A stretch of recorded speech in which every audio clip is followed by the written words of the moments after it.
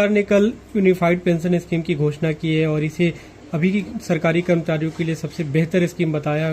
देखिए, unified pension scheme new pension scheme से भी ज्यादा बदतर और खराब है और ये देश के कर्मचारियों के साथ एक बहुत बड़ा धोखा है। और इस पेंशन स्कीम से आपने देश के अर्धसैनिक बलों को निकालकर बाहर कर दिया। वो इस दायरे में नहीं आएंगे।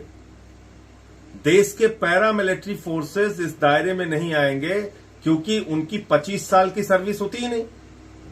तो जब उनकी 25 साल की नौकरी होगी तभी आप यूनिफाइड पेंशन स्कीम का लाभ उनको देंगे, वरना 10,000 रुपए की पेंशन उनको मिलेगी।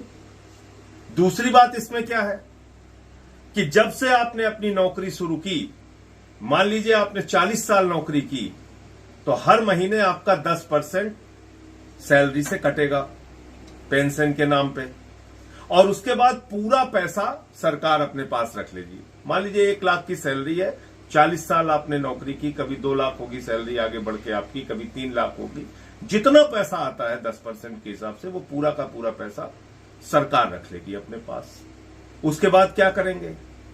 अंतिम के 12 महीने जो हैं उसका एवरेज निकालकर 6 महीने की तनख्वाह आपको कैश में दे देंगे और फिर ये कह रहे हैं कि एवरेज सैलरी निकाल के आपको आधा पेंशन देंगे।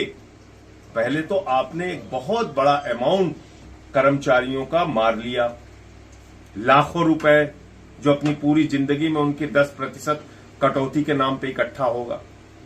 दूसरी चीज, आपने इससे अर्धसैनिक बलों को बाहर कर दिया। बड़ी संख्या में आपने इसमें कह दिया 25 साल की जब न्यूनतम आपकी सर्विस होगी, 20 साल से बढ़ाकर उसको 25 साल कर दिया कि न्यूनतम सर्विस जब आपकी 25 साल की होगी तभी आप इस यूनिफाइड पेंशन स्कीम के दायरे में आएंगे। तो कुल मिलाकर ये एनपीएस से भी ज्यादा बदतर यूपीएस आया है और देश के कर्मचारियों के साथ एक बहुत बड़ा धोखा मोदी सरकार ने किया है, जिसको इस देश के कर्मचारी समझते हैं और इसका जवाब हो जाए। आप लोग अभी भी ये मांग कर रहे हैं कि ओपीएस बहाल किया जाए। भाई, पुरानी पेंशन स्कीम बहाल करने में आपको क्या समस्या है? आप ओपीएस बहाल कीजिए और उसमें जो सर्विस का टाइम पीरियड है पेंशन के लिए वो 20 साल है, वो 20 साल रखिए आप। आपने बढ़ा के 25 साल कर दिया, पैरामिलिट्री फोर्सेस तो बाहर हो जाएंगे ना इससे।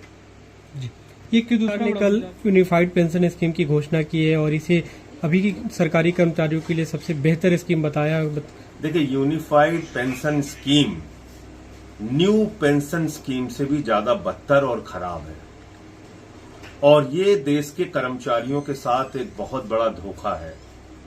और इस पेंशन स्कीम से आपने देश के अर्धसैनिक बलों को निकालकर बाहर कर दिया। वो इस दायरे में नहीं आएंगे। देश के पैरामिलिट्री फोर्सेस इस दायरे में नहीं आएंगे क्योंकि उनकी 25 साल की सर्विस होती ही नहीं। तो जब उनकी 25 साल की नौकरी होगी तभी आप यूनिफाइड पेंशन स्कीम का लाभ उनको देंगे, वरना 10,000 रुपए की पेंशन उनको मिलेगी। दूसरी बात इसमें क्या है कि जब से आपने अपनी नौकरी शुरू की, मान लीजिए आपने 40 साल नौकरी की, तो हर महीने आपका 10% सैलरी से कटेगा पेंशन के नाम पे और उसके बाद पूरा पैसा सरकार अपने पास रख लेगी। मान लीजिए 1 लाख की सैलरी है, 40 साल आपने नौकरी की, कभी 2 लाख होगी सैलरी आगे बढ़ के आपकी, कभी 3 लाख होगी।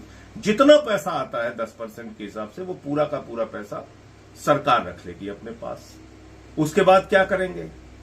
अंतिम के 12 महीने जो हैं उसका एवरेज निकालकर 6 महीने की तनख्वाह आपको कैश में दे देंगे और फिर ये कह रहे हैं कि एवरेज सैलरी निकाल के आपको आधा पेंशन देंगे। पहले तो आपने एक बहुत बड़ा अमाउंट कर्मचारियों का मार लिया, लाखों रुपए जो अपनी पूरी जिंदगी में उनके 10% कटौती के नाम पे इकट्ठा होगा।